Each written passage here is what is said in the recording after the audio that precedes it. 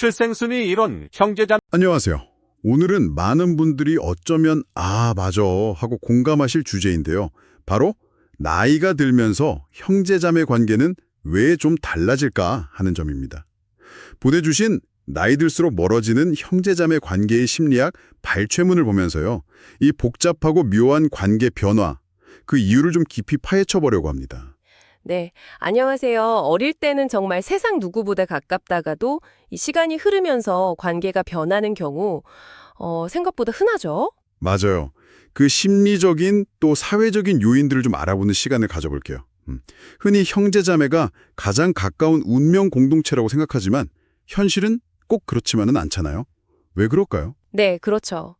첫 번째 이유는 역시 각자의 삶이 너무 달라지기 때문이겠죠? 네, 그게 가장 큰 출발점인 것 같아요. 성인이 되면 뭐 결혼도 하고 직장 생활, 또 아이도 생기고요.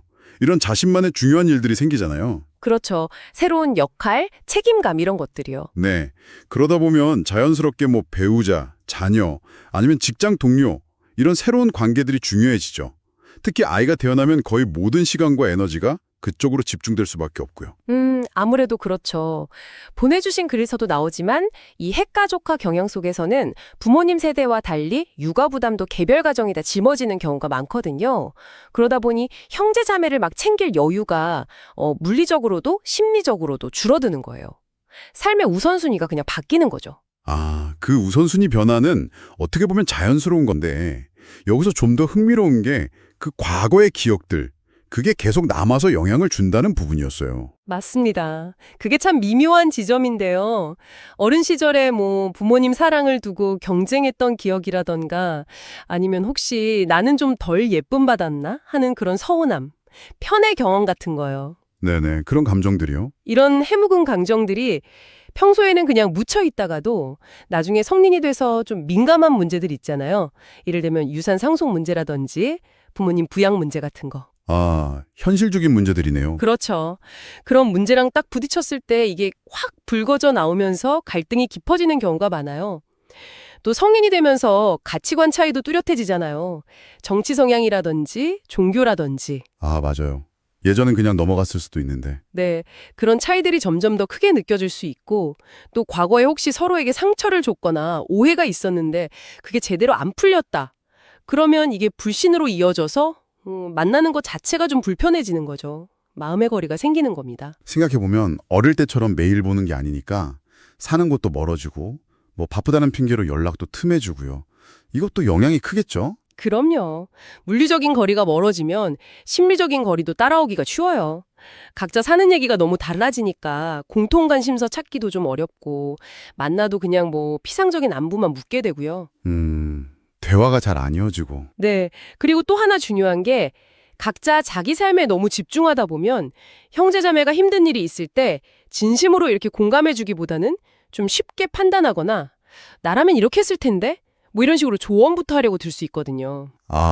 그럴 수 있겠네요. 내 맘도 모르면서 하는 서운함이 들 수도 있고요. 쓰는 거죠. 소통이 더 막히는 악순환이랄까요? 그러다 보면 명절이나 뭐 가족 행사 같은 데 만나도 예전 같지 않다고 느끼는 분들도 많을 것 같아요. 뭔가 좀 의무감으로 가는 것 같고 어색하고. 네, 맞아요. 요즘 뭐 개인주의 성향도 강해지고 다들 바쁘니까 가족 행사 참여율도 낮아지거나 아니면 가도 그냥 형식적으로 변하는 경향이 있죠. 오랜만에 봐도 서로 뭘 하고 사는지 잘 모르니까 대화는 금방 끊기고 어색해지기 쉽고요. 그 의무감으로 참석하는 자리가 오히려 피곤하기만 하고 관계 개선보다는 그냥 단절을 더 느끼게 할 수도 있겠네요. 네, 분석에서도 그런 점을 지적하더라고요.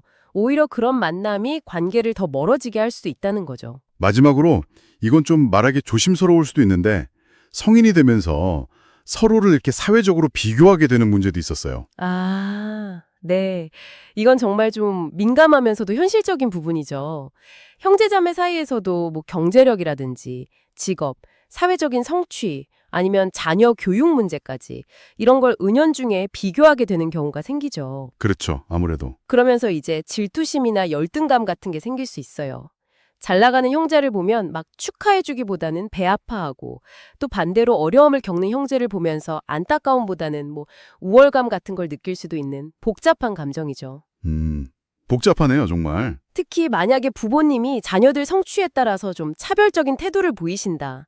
그러면 이런 비교나 경쟁 심리가 훨씬 더 심해질 수 있습니다. 그렇게 비교당하면서 자존감의 상처를 받으면 아예 만남 자체를 피하게 될 수도 있겠네요. 네, 그렇습니다.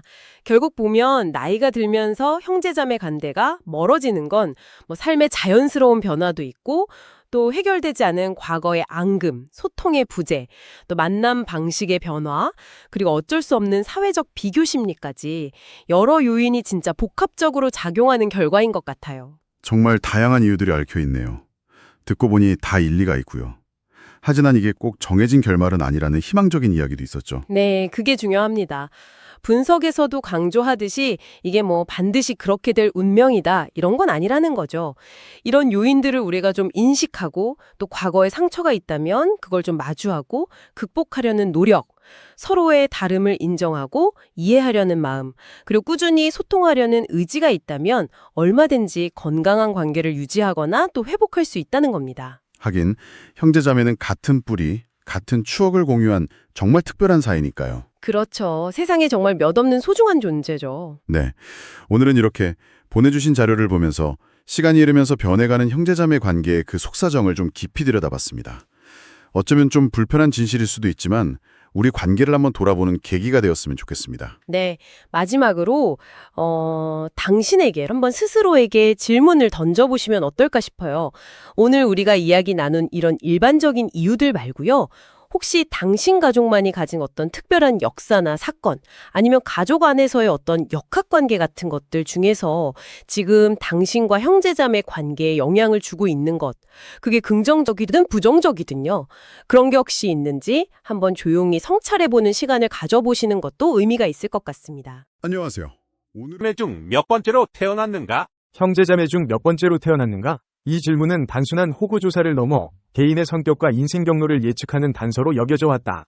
1928년 알프레드 아들러가 처음 제시하고 이후 프랭크 설로웨이와 프랭크 제인스가 발전시킨 출생순위 이론은 첫째는 책임감이 강하고 성취지향적이며 둘째는 경쟁심이 강하고 반항적이며 막내는 자유분방하고 애교가 많다는 등 각 출생순위별 전형적인 특징을 제시한다. 출생순위 이론은 100년 가까이 끈질긴 생명력을 유지하며 대중심리학의 한자리를 차지하고 있다. 수많은 자기계발서와 심리상담에서 활용되며 부모들은 자녀 양육에 이 이론을 참고하기도 한다. 이 이론의 매력은 무엇일까? 첫째, 단순하고 직관적이라는 점이다. 출생순위라는 명확한 변수를 통해 개인의 성격을 설명하기 때문에 이해하기 쉽다. 둘째, 일반화 가능성이다. 누구나 형제자매 관계를 경험하기 때문에 이 이론에 대한 공감대가 형성된다. 셋째, 예측 가능성이다. 출생순위를 알면 개인의 성격과 행동을 예측할 수 있다는 점은 흥미로운 요소이다. 그러나 출생순위 이론은 과학적인 근거가 부족하다는 비판을 받아왔다. 대부분의 연구가 설문조사나 자기보고에 의존하고 있어 객관성이 떨어진다는 지적이다. 또한 출생순위 외에도 성별, 가족 환경, 문화적 배경 등 다양한 요인이 개인의 성격 형성에 영향을 미친다는 점을 간과하고 있다는 비판도 있다. 2024년 현재 출생순위 이론은 여전히 논쟁적인 주제이다. 과학적인 근거는 부족하지만 여전히 많은 사람들이 이 이론에 공감하고 있다. 이는 출생순위가 개인의 성격 형성에 직접적인 영향을 미치기 때문이 아니라 형제자매 관계라는 특수한 환경이 개인에게 미치는 영향을 간접적으로 설명하기 때문일 것이다. 예를 들어, 첫째는 부모의 기대와 관심을 독차지하며 책임감을 배우고, 둘째는 경쟁 속에서 생존하기 위해 노력하며, 막내는 자유로운 분위기에서 자라면서 애교를 배우는 경향이 있다. 출생순위는 개인의 성격을 결정하는 운명적인 요소가 아니다. 오히려 개인의 경험과 선택에 따라 얼마든지 변화할 수 있는 가능성을 내포하고 있다. 첫째는 책임감을 넘어 완벽주의에 빠지거나, 둘째는 경쟁심을 넘어 열등감에 시달리거나, 막내는 자유분방함을 넘어 무책임해질 수도 있다. 중요한 것은 자신의 출생순위를 인지하고 긍정적인 측면은 강화하고 부정적인 측면은 극복하기 위해 노력하는 것이다. 형제자매는 경쟁자이자 동반자이다. 서로에게 영향을 주고받으며 함께 성장하는 과정에서 개인의 성격은 형성된다. 출생순위는 단순한 숫자가 아니라 형제자매 관계라는 복잡한 역동 속에서 개인이 어떤 역할을 수행했는지를 보여주는 단서이다. 따라서 출생순위에 얽매이기보다는 형제자매와의 관계를 통해 자신을 이해하고 성장하는 것이 중요하다. 미래 사회는 가족 형태의 다양화와 함께 출생순위의 의미도 변화할 것이다. 한부모 가정, 입양 가정, 재혼 가정 등 다양한 가족 형태가 등장하면서 출생순위의 의미는 더욱 복잡해질 것이다. 또한 인공지능과 로봇 기술의 발달은 형제자매 관계를 대체할 새로운 형태의 관계를 만들어낼 수도 있다. 이러한 변화 속에서 출생순위 이론은 어떻게 변화하고 발전할까? 우리는 열린 마음으로 미래 사회의 변화를 지켜보고 새로운 시각으로 출생순위 이론을 재해석해야 할 것이다.